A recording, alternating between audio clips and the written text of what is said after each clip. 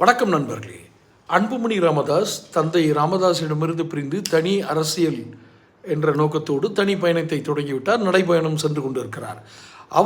அவருக்கு தெரிந்த, அவருக்கு ஏற்கனவே அறிந்திருந்த ஒரு விஷயத்தை இப்போது ஞாபகப்படுத்த விரும்புகிறேன். யார் தெரியுமா? திண்டிவனம் ராமமூர்த்தி. அவர் இப்போ மறைந்து விட்டார் என்று நினைக்கிறேன், என்னுடைய ஞாபகம் சரியாக இருந்தால்.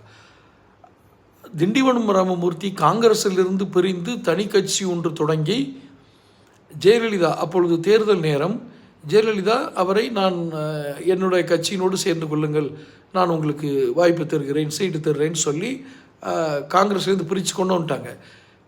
நீண்ட காலம் காத்திருந்தார். தேர்தல் இதே போல் தேர்தல் நெருங்கி கொண்டிருக்கும் நேரம், இதை விட குறைவான நேரம் தான்.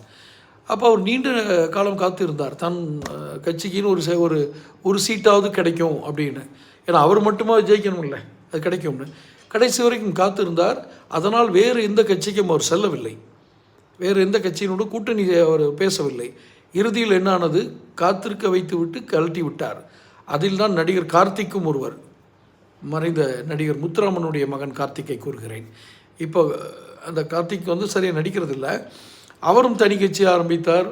அவர் சார்ந்திருந்த ஜாதியை அடிப்படையாக வைத்து அல்லது அதை பின்புலமாக வைத்து அவர் செய்தார். அவரையும் இதேபோல் காக்க வைத்து விரட்டி விட்டது தான் ஜெயலலிதா.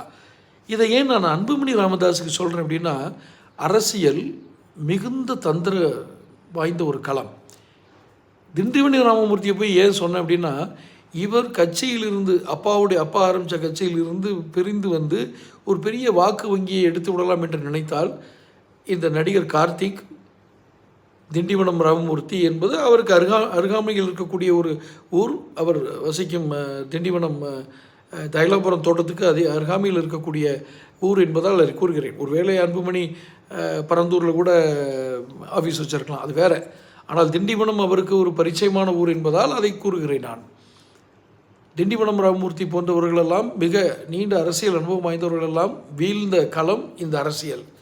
அன்புமணி ராமதாஸ் புரிந்து கொண்டால், தந்தையின் அருமை புரிவது என்பது ஒரு மகனாக அவருக்கு தனிப்பட்ட விஷயம்.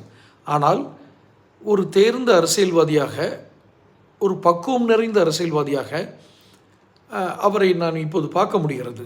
அதனால் அன்புமணி ராமதாஸ் சற்று கவனமுடன் தன் நடைப்பயணத்தில் செல்லவும். சற்று கவனமுடன் நான் என்று சொன்னது சித்தாந்த ரீதியாக. பேசலாம். தொடர்ந்து சேனல் சப்ஸ்கிரைப் பண்ணுங்கள், நோட்டிஃபிகேஷன் பில் பதிவு பண்ணுங்கள். அப்போ தான் உங்களுக்கு வீடியோக்கள் வந்து சேரும். பிடிச்சிருந்தால் லைக் பண்ணி ஷேர் பண்ணுங்கள். நன்றி.